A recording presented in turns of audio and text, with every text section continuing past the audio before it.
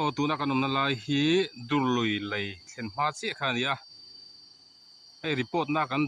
kan don bo zuin kan vakala helai durlui thlen hma hian motor accident alo oma khu engtika accident nge an ni kan hrelowa hei poina report kan donga kan report don boin oi me lampang te kan kala sarang police lampang po aron kal tur kan ngaya ei a khama hrui engma kan lo keng lawa kan thleng tha thei em o kan ti dewa long kan keng bok si lawa chuwang chuan